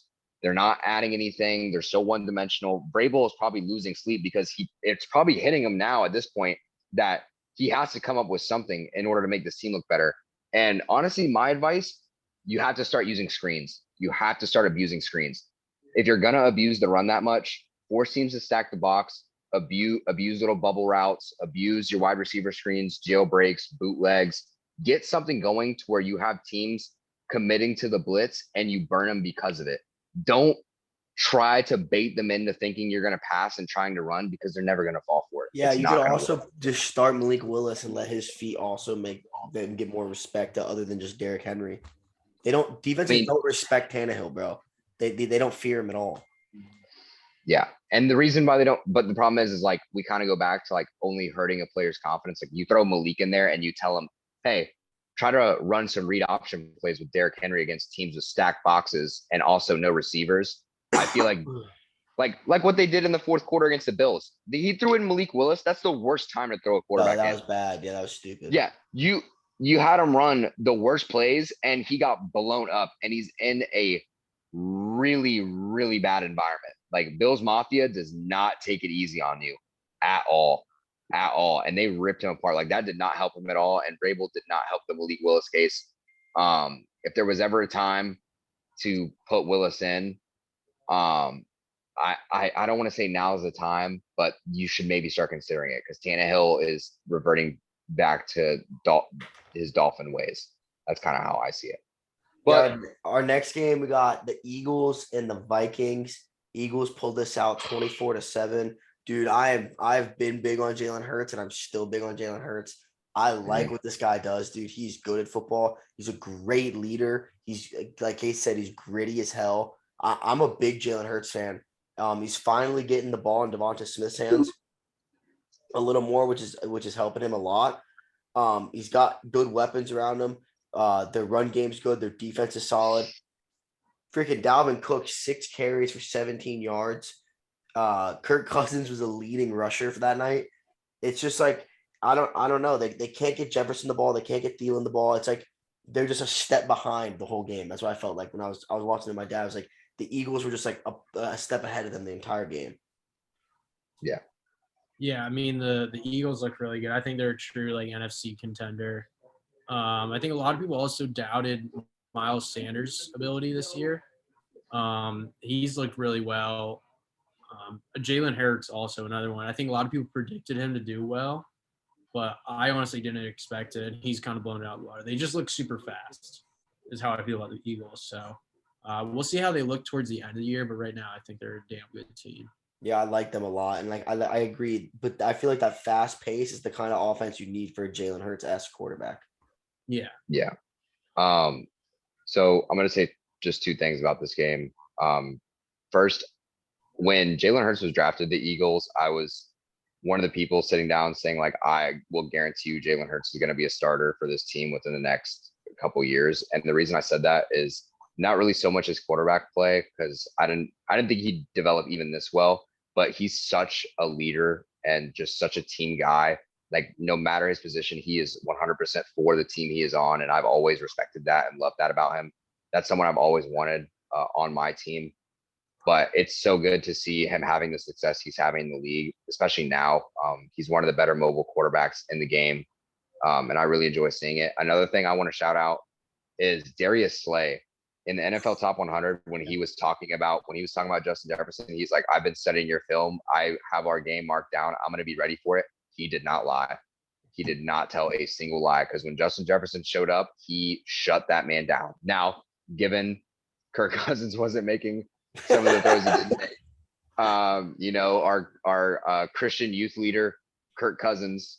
Gosh darn it, man, you couldn't get it done. You suck, bro. I'm sorry, you'll never win a playoff game. And you're not giving the ball to Dalvin Cook. And I don't know whether that's your new offensive coordinator being an ex-quarterback. I don't know whether that's because you're racist. I don't know what it is. I don't know what it is, man, but you're just not giving him Dalvin the ball, and I need you to give him touches because last year you even have given him some screen passes. You're getting him involved in the passing game. You're just disrespecting him at this point. Back-to-back weeks. Good too, bro. He's so good. So good. And you're just like, nah. You're like, we got Justin Jefferson now. Like, we're unbelievable. Bro, he ain't Randy Moss. Yeah. I'm sorry, but he ain't Randy Moss. I mean, I bet on the Vikings this game. I'm ashamed to say it. Not really. I don't know if anyone follows Book It with Trent on TikTok or Twitter, but he is like the known worst sports gambler. And he did like a 6-team parlay and went 0 for 5 to start, and he had the Eagles for the 6th pick. So I was only, right to fade him for the perfect parlay. You guys should give him a follow. If not, he's actually hilarious. He is just known for being awful at gambling. But yeah. I don't. I like the Eagles, dude, and all I wanted to say is like what Zach said is the one thing that stood out to me about Jalen Hurts more than Tua when that whole debacle happened is his leadership. he is such a good leader, and that goes with like Casey says. He's a football guy. Jalen Hurts is a football guy, and I think that's one reason for his success is he's determined and extremely hardworking. And I hope nothing but the best for him. And the best meme all week was a stadium couldn't hold a Bills versus Eagles Super Bowl. It wouldn't be able to contain that. Oh, hell no. We'd go into World War IV on our own turf, or World War III, excuse me. I was thinking about the memes. Yeah. Now we're on to the start of week 3. Last night's game, Browns versus Steelers. I'm going to start off with some personal trauma. For those that gamble, I placed a teaser that was the Steelers plus 10.5, under 45 points. It was a great bet until the last play of the game when the Steelers decided to do some fuck shit and let the Browns essentially score based off a failed play. Thus, my bet not hitting. Otherwise, we kind of touched in the week 2 preview that the Steelers are failing at quarterback. I think Mitch could still be the guy to last out. Going back to like what Grayson's dad said, I think he's just the best option for now. Onto the Brown side, I think Brissett actually is their guy. I think he can win them games. I think by time, if and when Deshaun comes back, they'll have a winning record, if not a little better than so. But I think the Browns, they have a true core team. They're a good football team, and they pound the rock, which is what I love. So I'm all for the Browns. I mean, I got Nick Chubb, and he's just doing me great this season. I can't complain. Yeah. One of the things I'll say about this game, George Pickens, borderline catch of the year candidate. Insane. I wish they'd use him a little bit more, but you have Mitchell Trubisky throwing in the ball. He's such a menace to society. Yeah. I will say this though. Catch of the year is only possible if you have a quarterback just shitty enough to put it just within your catch radius, but not good enough for it to be right in your chest. So you kind of need your shit show quarterbacks to have your other guys make plays. So like we need the Mitches, we need the kiss and titties of the league to make these plays happen. So I'm really happy for that. Casey, you had some trauma. I had some blessings. I had the Browns defense on my fantasy team, and they had 2 points up into that last play, and then you got 8 points off a touchdown and a fumble recovery. God bless America. We love to see it. So they got me 10 fantasy points there. Probably not going to help me win either of my leagues. Shout out Jacob Osee. I hope Josh Allen dies. Not literally, but for the sake of my fantasy chances, please. Yeah, but really about it from the shit show that was a Thursday night game. Another thing I'll say, you might say that was a shit game to watch, but if I were to tell you 4 months ago, if I would have given you the opportunity to watch a Browns Steelers game on any day of the week, you would have begged me. You would have begged me to watch that game. So I want you to shut your mouth. You're going to enjoy some shitty football on Thursday night because that's just how it is. But moving on, we have our first preview game, which is the Texans at the Bears. The Bears are -2.5. All right, I got some small talking points about this. This is Lovie Smith's return to his old stomping grounds in Chicago. As for the Houston Texans, the rookie defensive backs and Derek Stingley Jr. and safety Jalen Petrie are shining amazingly. But if the Texans are going to continue to Texan, they'll do most likely what they did to J.J. Watt. Wait for him to hit his prime and then ship his ass out because he failed to build on them at all. It's just what the Texans do. And as for the Bears have 4 players all on the offensive line and a handful of other players that are questionable for this game. The injury flu is going around heavily to every team. And for the Bears specifically, this isn't looking better. And also on the defensive front for the Bears, Roquan Smith has a hip injury he's dealing with. He's questionable as well and is a key absence. Look, never in my life am I ever going to bet on the Texans, but I sure as hell ain't betting on the Bears. That's all I'm going to say. You rocking with the Texans? Give me the Texans. Give me the Texans +2.5. I'm feeling a little bold. Screw it. Why not? A little Yahtzee. Let's spice things up a little bit. Case, what are you rocking with? Bears in Soldier Field. Give me Texans money line. No way. Yeah, No let's go. way. Fucking Mafia. I expect a big day out of Brandon Cooks. It's going to be a breakout game for him. Davis Mills and that big-ass neck are going to deface the Bears. I really believe that. No way. I'm all for the Texans. Lovie Smith, he was Chicago when, you were growing up. He was the coach there. I know Grayson doesn't like Lovey, but I don't know. There's something about him. Like, when I think football guy, I'm going back to his term. Lovey Smith loves football. And when he's in the city of brotherly love, he's going to lead his team to victory. So Texans money line. Hell yeah, he's gonna leave some love all over the Bears. I'm gonna go against both of y'all and say Bears money line. I think the Texans have been getting lucky.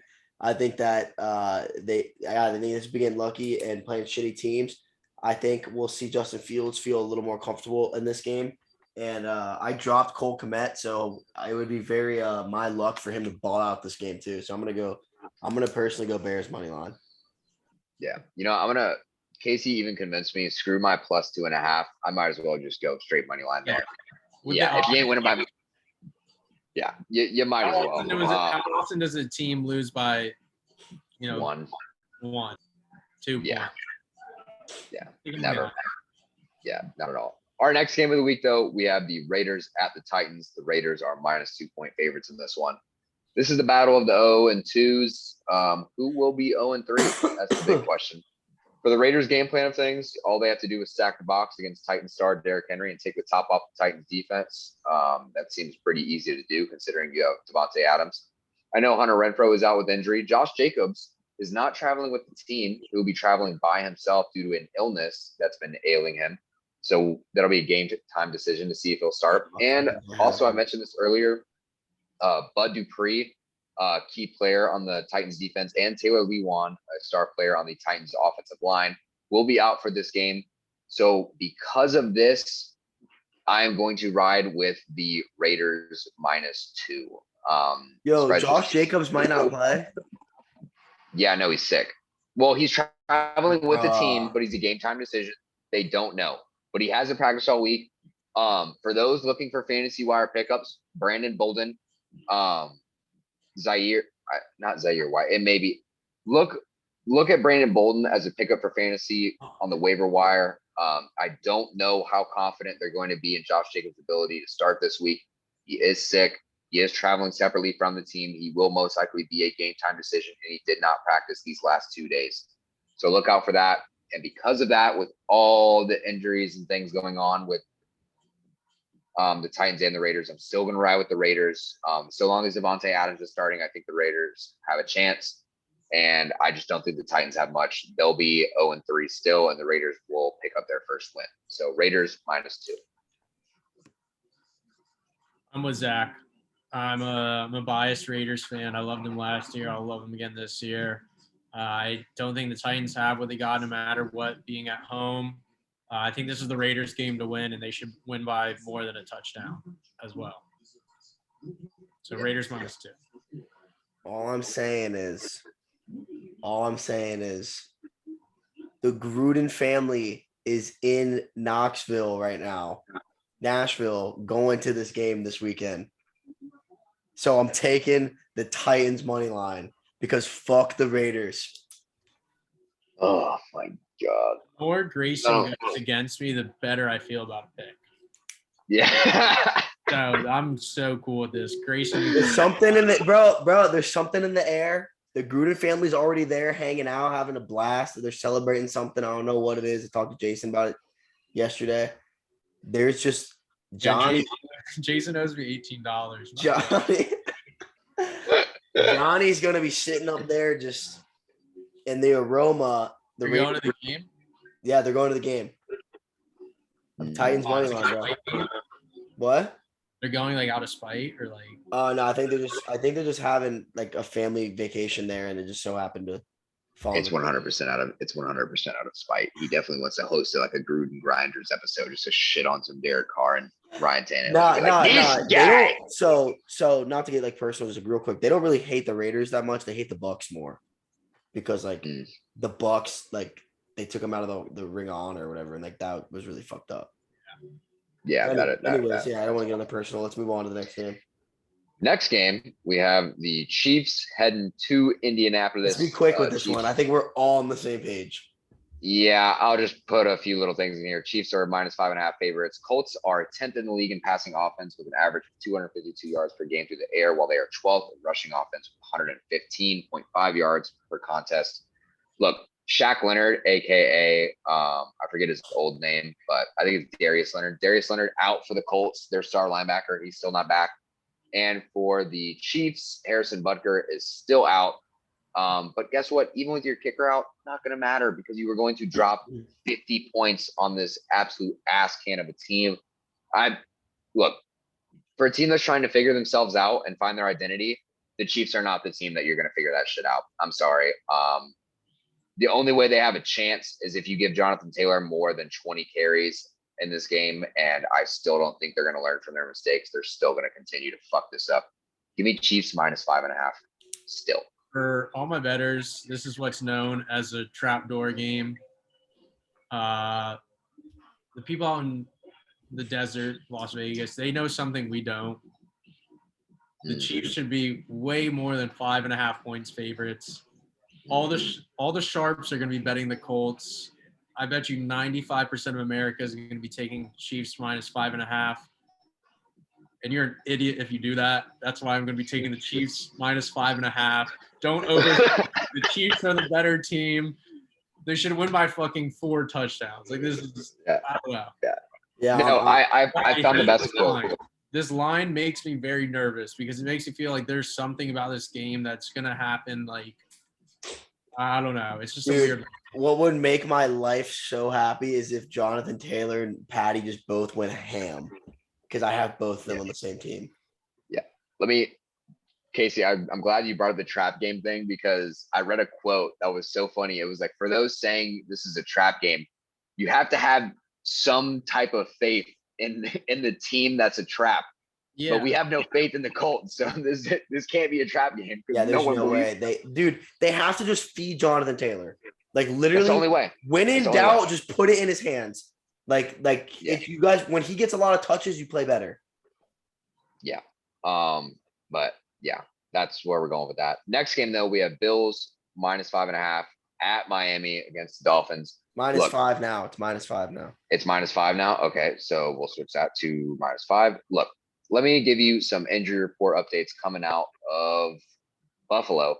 Micah Hyde, Jordan Phillips, Dane Jackson, and Ed Oliver are out for the Bills. Also, Gabriel Davis, Jordan Poyer, Dawson Knox are questionable for the Bills. There's a lot of starters on that Bills defense that are looking questionable or out for the game already. And I know the Bills are looking like the most unstoppable team right now.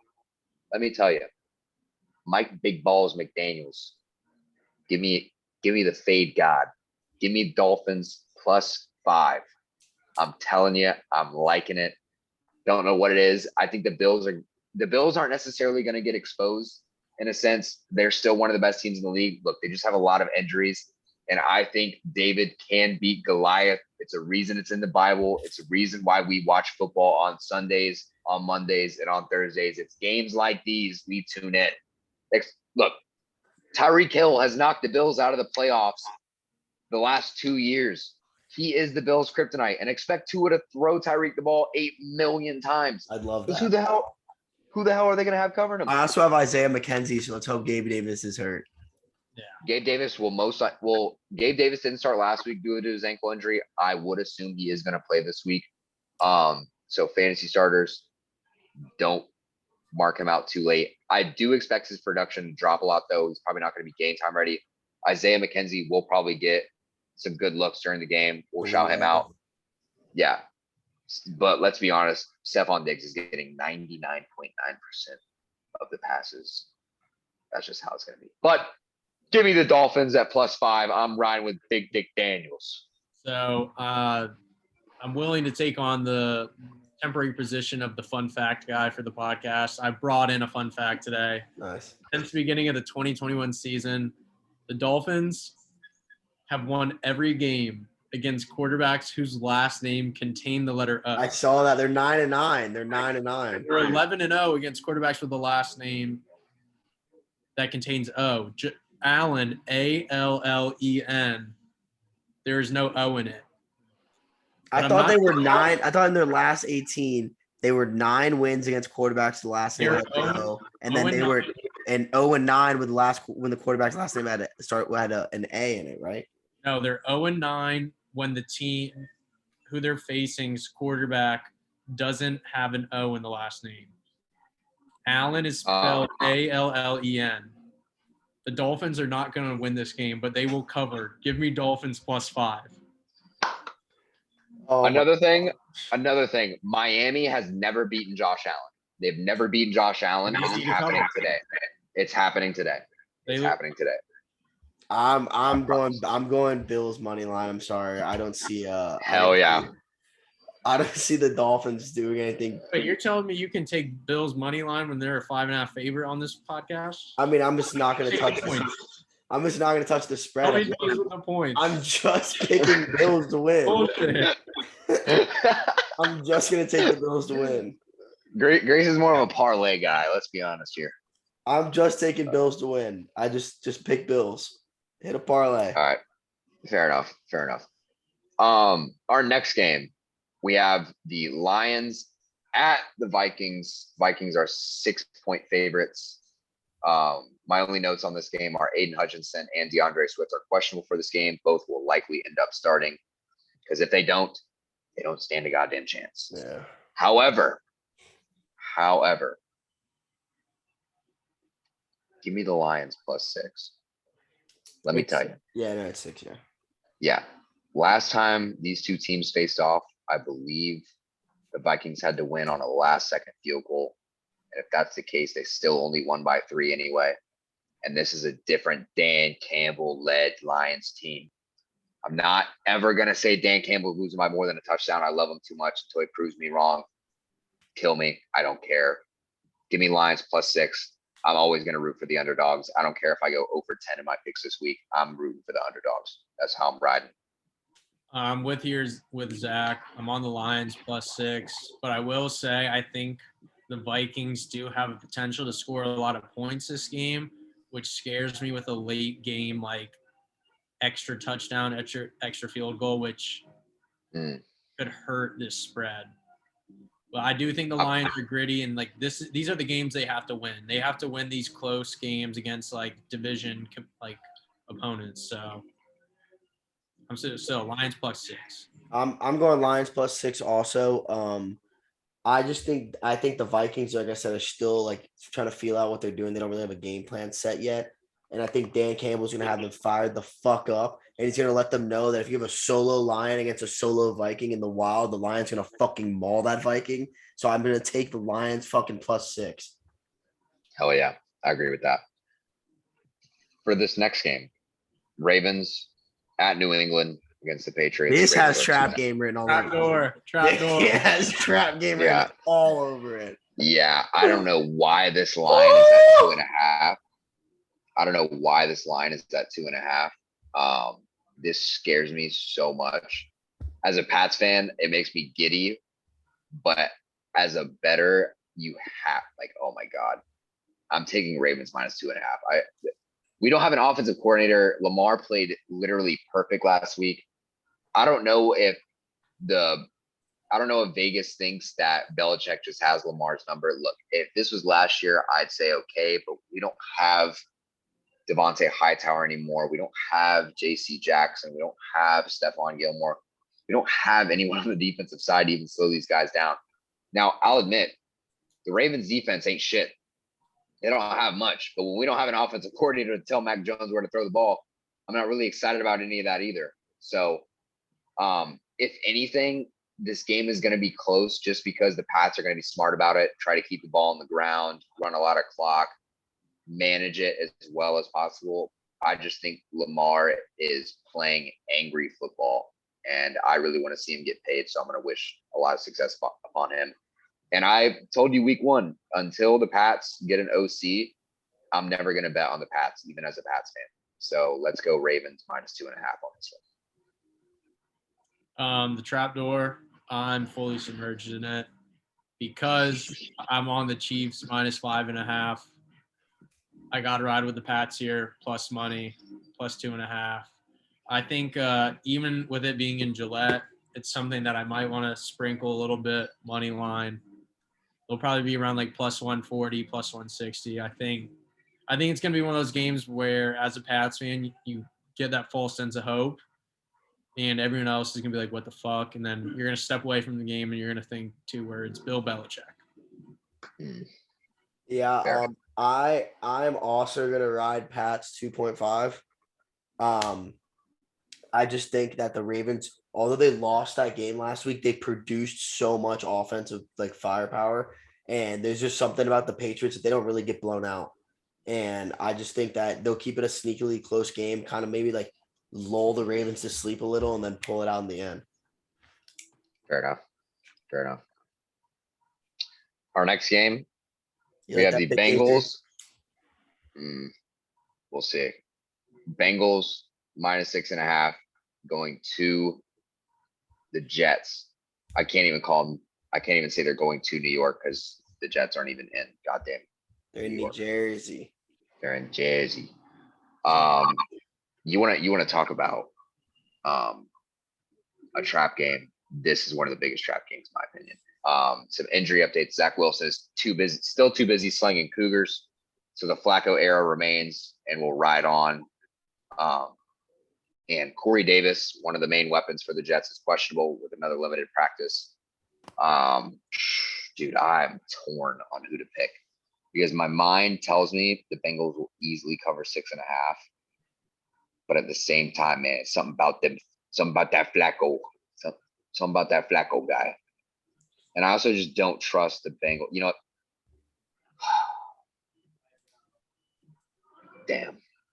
Damn. Y'all go first. I'm gonna have to. Yeah, Let's see who has the more convincing argument. As someone that likes to like personally bet every game, every NFL Sunday, it's the line I would stay away from. But I think Just do a head up pick then. You can do a head up pick. no, I don't want to. That's not fair. I think the Bengals don't get what they expect. Jets +6.5. I'm riding with Casey. Give me Casey's pick. I like it. Jets +6.5. I'm Damn, convinced. I was gonna say it, but I was about to do that, and now I'm gonna go Bengals -6.5 just because there's just no way. You guys can't have a moment like that in the work. I'm sorry. Joe Burrow is gonna. Jets upset them last year. Let's do it again this year against a way less efficient. Joe Burrow is gonna get Will Riesenberger out there, and they are going to single-handedly completely annihilate the Jets. Hey, here's one of the things I'll be looking for in this game. Is Sauce Gardner really that guy when he gets matched up with Jamar Chase? That'll be fun to watch, but Yeah. it'll be only slant routes because he doesn't have time to do balls. I don't know. Yeah, shush. I hope to see a lot of shush. Yeah, it's gonna be a saucy Sunday for our guys. But moving on from that, we have the Eagles heading to the Washington Commanders. Eagles -6.5. And this one, damn, interdivision rivalry game. Are we really gonna go with more than a touchdown? Hurts is really making his strides. This is another tough line to predict. I don't know, man. I'm gonna have Zach to doesn't go. like going first. I don't, because dude, with these like Eagles 6.5. Like, are you kidding me? Like, I'm taking Eagles 6.5. I think Carson Wentz sucks ass. I think they've just been holding on close to these games. I think Jalen Hurts and this high speed offense that Casey said is going to fly all day over the Washington football team. Give me Eagles 6.5. I'm going to be with Grayson and take the Eagles 6.5. Another sports podcast I listen to. Shout out, Pardon My Take. They talk about how Carson Wentz likes to do Carson Wentz things. And Carson Wentz is going to go into this game thinking about like how this is his revenge game, and he's going to try to do too much, and he's just going to Carson Wentz it up. He's gonna try to do like a shovel pass and like it's gonna go for 6 the other Dude, way. my favorite thing from PMT is when they drop the quarterbacks of the week, and it'll be like a genre, and it'll be like good, great, amazing, Carson Wentz. Like that's like its Yeah. own genre of quarterback. Carson And Wentz the is funniest part is Carson Wentz isn't even in the Carson Wentz category more than half the Oh, I time. know he's never even in it. Blake Bortles was in it. You know what? Give me Washington plus 6.5. You know, Curtis Samuel's finally healthy this week. He'll be back. I think Darius Slay will be on Terry McLaurin, who hasn't been getting a ton of production anyway, but he has the highest average depth of target. Antonio Gibson and McKissick will obviously be prevalent in the run game. I'm just interested to see how Washington's defense is going to hold up. Dude, I just don't know. I hate betting for Carson Wentz, but this just seems like one of those games where Carson Wentz, for no fucking reason, is just going to be within a touchdown. Like, don't get me wrong. They'll never have a chance to win this game. They will never have a chance to win this game, but I think they'll somehow be within 6.5. That's just how I see it. Moving forward from that, we have the Saints taking on the Panthers. The Saints are minus 2.5 favorites. We talked about it earlier, and Baker Mayfield not being that guy, having a shit year. Look, I'm not going to backtrack now. I've given up on him. I think Jameis Winston has a little bit of a bounce back week from the Bucs. Give me the Saints minus 2.5. I don't know if Kamara's back yet, fully healthy, but if he is ready to go, 100%, then the Saints should easily take this one. Screw the Panthers. They're not getting it done. With Zach, Saints minus 2.5. Lock it. I think the Panthers are a very dull team. Or Baker. I'm doing the same. Sports.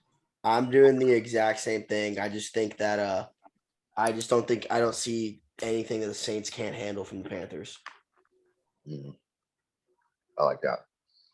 Next game, we have the Jags at the Chargers. Chargers are minus 4.5. Look, It's -3 now. -3. Oh my God. Look, I think the only reason this game is as low as it is on the bet slip is because of the uncertainty around Herbert's availability heading into the week. Yeah, dealing he's with not some confirmed playing yet, right? Yeah, no, he's dealing with that rib cartilage injury.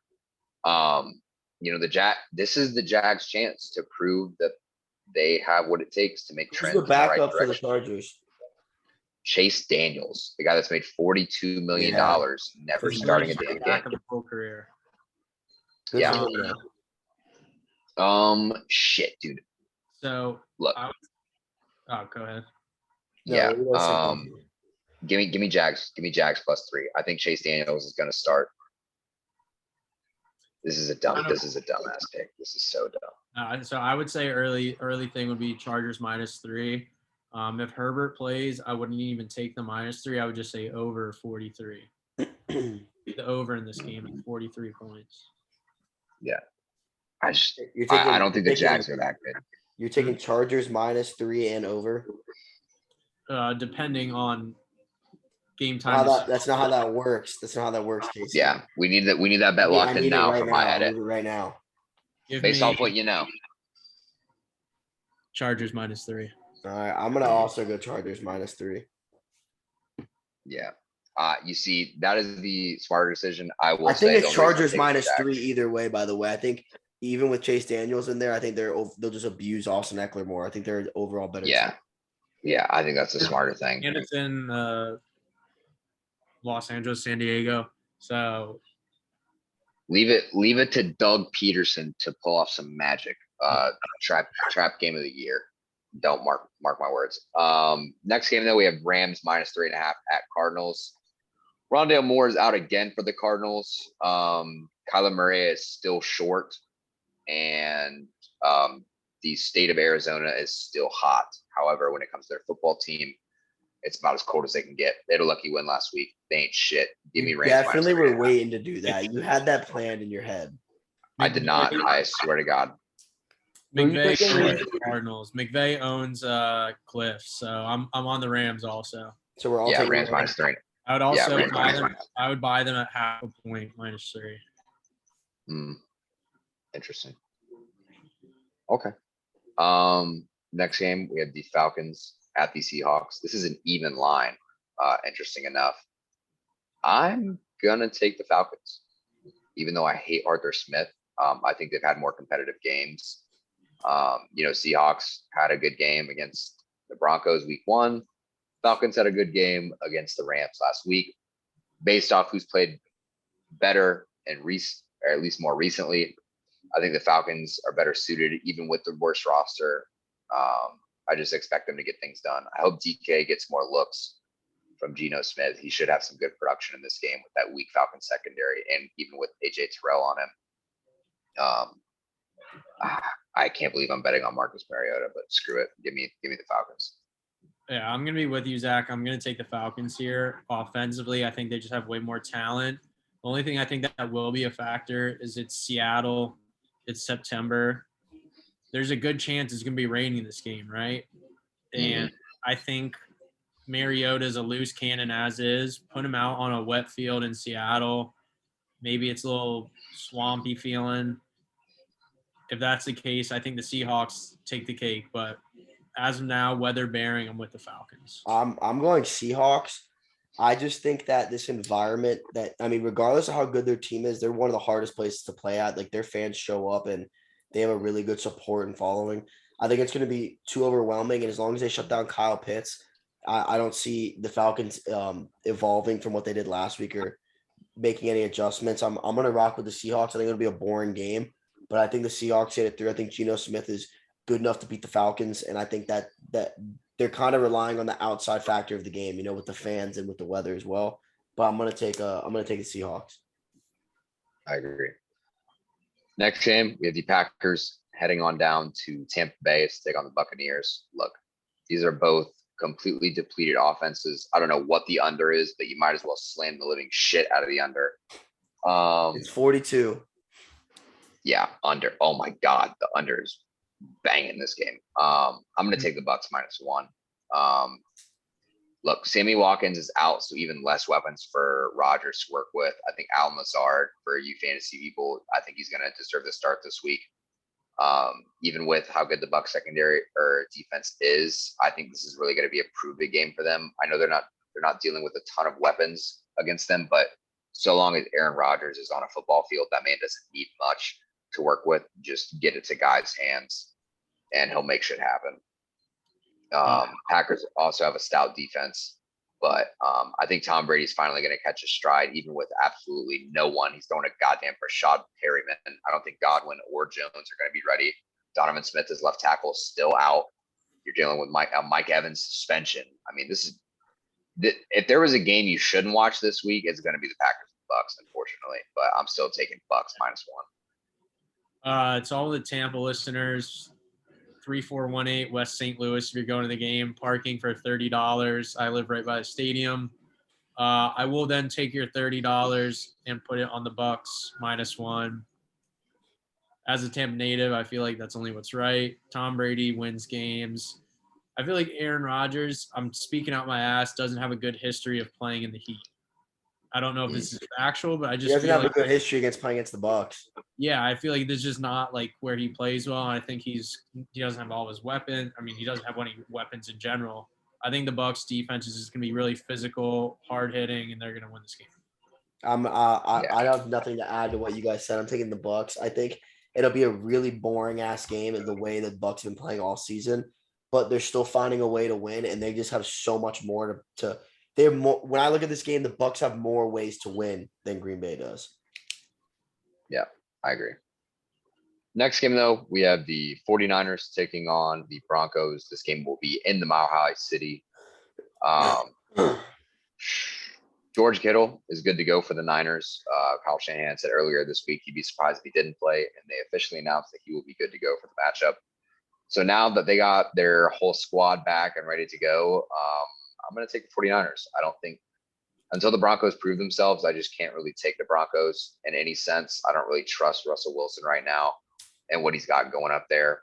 I know it's a home game for them, but Jimmy G has had experience, and I think if this was a team of years past, the line would be even bigger for the 49ers. And I just think the Sharks, or Vegas, excuse me, is just a little too high on Russell Wilson still. And I think they're banking on him figuring it out at some point, and I don't think this is the week to do it. Yeah, I couldn't agree with Zach more. I think the Niners are the smart play here. I don't think the Broncos have shown enough to be a betting worthy football team. I think it's the Niners minus 1.5 all the way. I'm also rocking Niners 1.5. I'm a big Jimmy G guy. I understand he gets a lot of hate because he doesn't have like the craziest stats, but he's one of those guys that just finds ways to win games, and he's extremely gritty. So I think that that's going to be a factor too. And it's another one of those things. I see more ways for the Niners to win than I do for the Broncos. And I think Deebo Samuel being activated now a lot more and getting a lot more touches due to Garoppolo is going to really help their offensive production. Yeah, I agree. Our last game of the week, we have the Cowboys at Giants. This will be Monday Night Football. That 49ers game is Sunday Night Football. Sorry for forgetting to mention that. But our Monday Night Football game of the week, it's Cowboys at the Giants. Giants are 1-point favorites.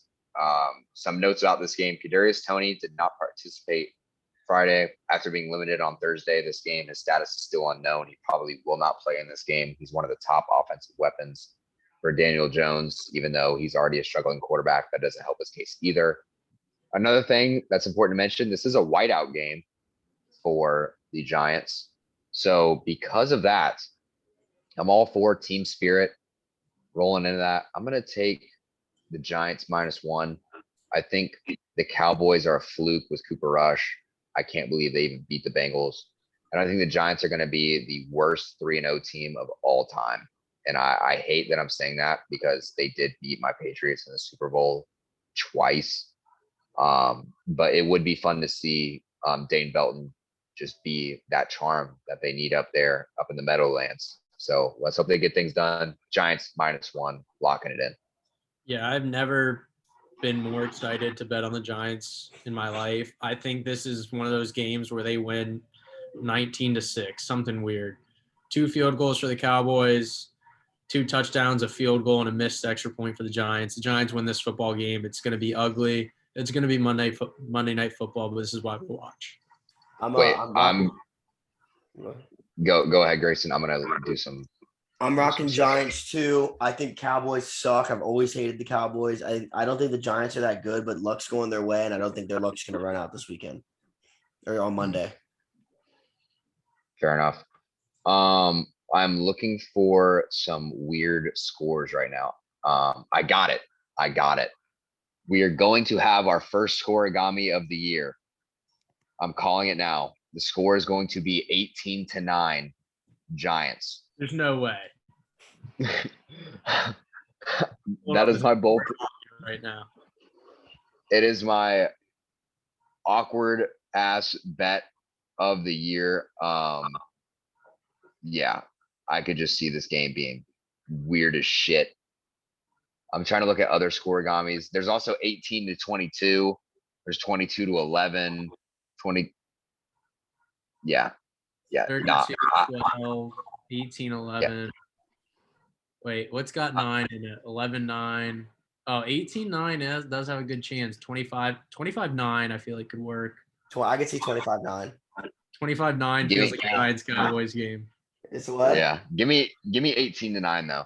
Give me 18-9. First scoregami game of the year. What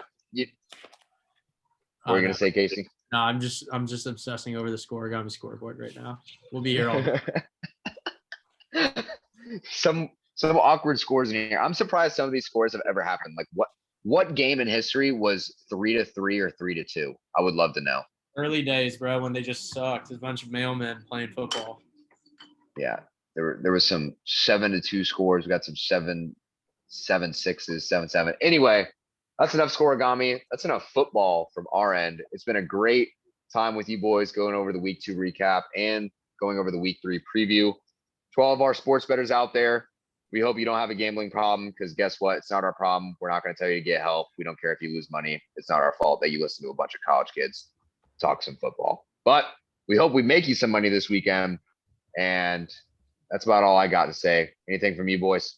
I just hope I destroy you guys in my picks and you guys are I'm just right. fantasy gods, please look down on me this week. I'm 0-2 in both my leagues. Please show me some pity. Jacob Dude. Osei can lick my nuts. I hate him. Colts, just give Jonathan Taylor at least 15 touches, please. Please. Yeah, this was worth the long waited time of coming on. Clocks on the stove. I'm glad to be here. Make sure you like the post when the picks go up. Comment who you think is going to have the best record. It's obviously going to be me because I know the most about football, and I'm a genius. I've never lost a bet in my life. And I expect to be on for the postseason preview. Nice. Yes. Thanks for coming on, Big Case. Hell yeah.